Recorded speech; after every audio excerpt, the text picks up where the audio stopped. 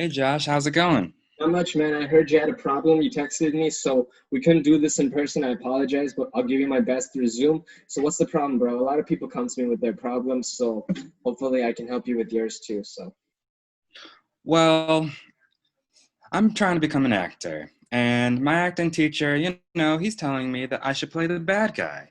I don't want to play the bad guy.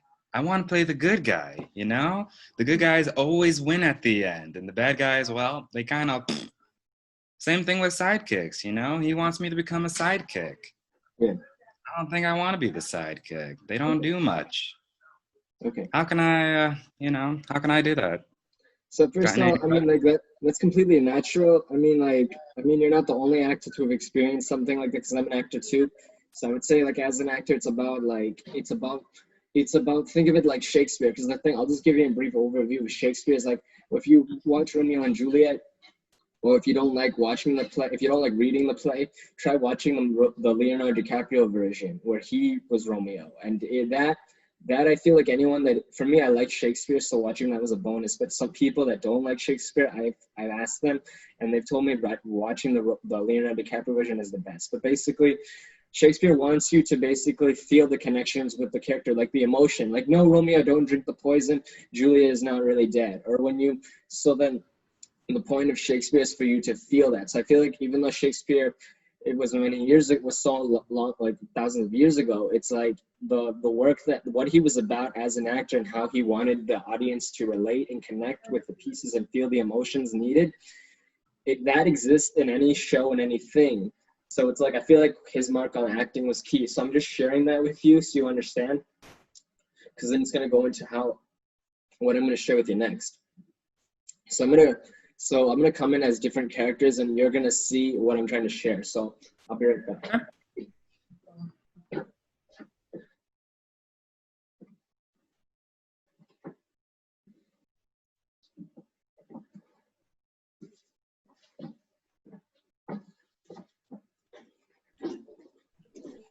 What are you looking at? I told you to stop staring at me. You're staring at me. Stop.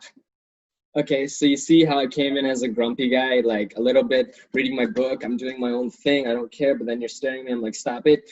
So then that could be like somebody that has like that gets paranoid a lot, that has ADHD or some. hmm And I could be playing basic. This is basically a bad guy character. Somebody that's a bit paranoid, a little bit weird. People misunderstand, which is a character you might have to play.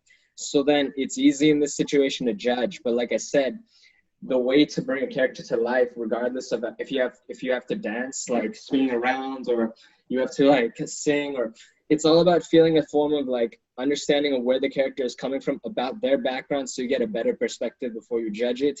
At the same time, it's kind of like bringing the character to life the best way you think you can. And yeah, obviously you don't like bad guy roles, but this is an example of a bad guy role that it's easy to turn down. But if you get in touch and know the character's history and what it's about and try to relate it to yourself, like Shakespeare, so you let the audience know what you want them to feel from this character, the emotion, the pain, like, oh, I feel the pain, this guy's alone, he eats alone, no one likes him. But then you see that, like Shakespeare, feel what the characters are expressing through what Shakespeare was sharing. Yeah, So I'm gonna come back now, and I'm gonna come back as another character, completely different, and you're gonna see a different horn. gotcha.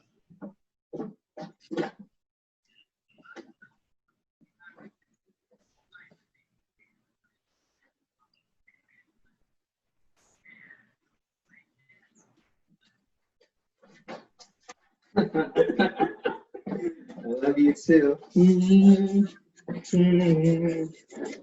She's like the best. She brings my heart skip a beat. Oh my god. I don't know what I'd do without her. So you saw what you saw what I did there. So I came in, I'm playing basically a lover boy guy who's completely in love, but he's at the same time he's too soft. He doesn't even, he's basically he hangs out with his girlfriend too much. So who would wanna so a lot of people would be like, I don't wanna play that guy when I could play the really strong, the really guy who knows how to kickbox, fight, who's really tough, who listens to ratchet music instead of listening to Ariana Grande, like this guy would. So it's like so that's an example of a character you don't want to play. So then that in this situation, it's typical to be like, no, I don't want to. But again, know what the character's history and the background is, and try to find a form of a connection. And besides tweaking, you can tweak the character, but if you can't, try to what is a lesson that I can learn, that I want people to take away from this character without judging them? You know, it's like if I were to read something of Shakespeare, or if I were to read something from, you know, a song by Charlie Puth, which I have right here, I'm almost there. I'm only one more step. Left, right, left. I'm moving on. I have no regrets. Left, right, left. Left, right, left. You know, it's like, what do I want people to take away from that line is keep moving one step at a time. You're almost there to your goal. Just don't give up. Just like how he would want anyone listening to a song to feel the exact same way. Keep moving forward, you know? Yeah, So I feel it. So now what I'm gonna do is I'm gonna basically come back again as a different character, and I'm gonna show you something else. Hold on. gotcha.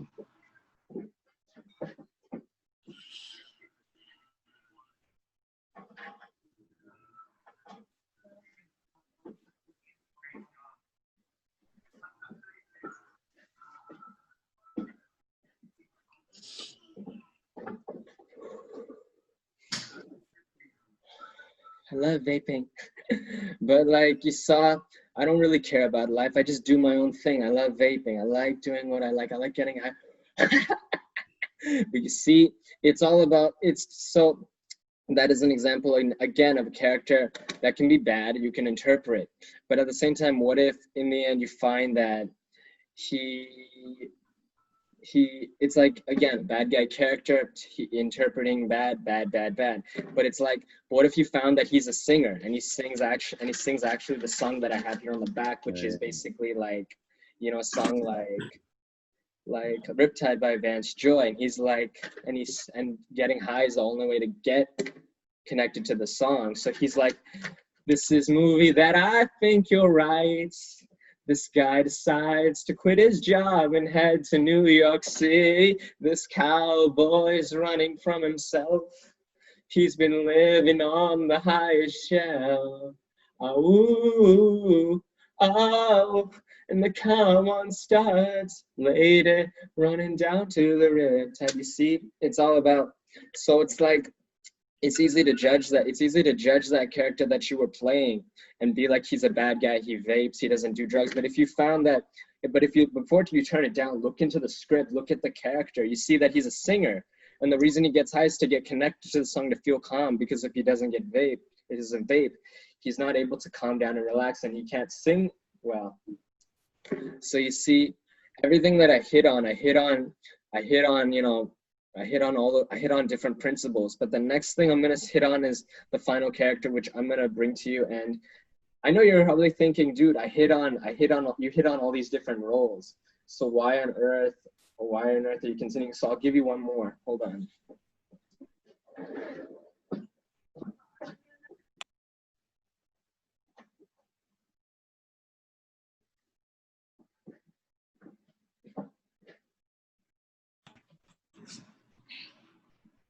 All right, people, we're gonna get ready to dance class today. So the choreography is you jump, then we spin, then we go back, then we go back, then we go back, then we push this chair all the way, then we go back, then we go back, then we jump.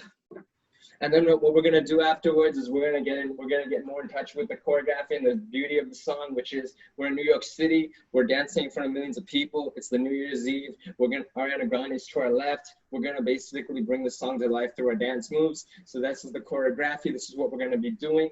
And now let's go to the next part, CC. So what I did there, I'm playing, this is the story of a dance coach. And I know you're probably thinking, what does this have to do? You could be a character where you might have to dance in front of millions of people on screen or in front of people on the stage. And you're like, I don't want to do this. I'm not a dancer. So again, you could easily turn down the role, but see the gravity of the character, which is, you know, dancing means a lot to the character that you're playing. He had to overcome a lot of, you know, a really bad car accident and many surgeries on his leg just to be able to dance and make a full recovery. And that maybe this story could inspire millions of people to start a dance studio, because it turns out this story was actually inspired by the story of the Honey movies, which is an R&B and hip hop dance of Honey Daniels, which is a fictional story. But you see the influences that this character could have on millions of people, as well as how the movie is inspired by an amazing fictional story of Honey Daniels, of an R&B and hip hop singer. So you see, so that's what I mean. What I'm trying to say is, as an actor, it's about It's about feeling a sense of understanding what the character is going through before you turn it down, reading about it and getting in touch with it. So then it's like meeting someone you judge so much. Once you get to know them, they're not so bad, or you judge them so poorly. And then from there, you're able to bring it to life the best you can and be able to be the actor where you're not going to complain about whatever role you get. You're able to bring it to life the best you possibly can and get the audience to feel what you want them to understand from the character the way they should. So, yeah. Does that help? Yeah. Sweet. Okay. So thanks so much. It was great talking to you. It was a Yeah, you too. great question. And yeah, peace out. Take care. Peace. Thank you.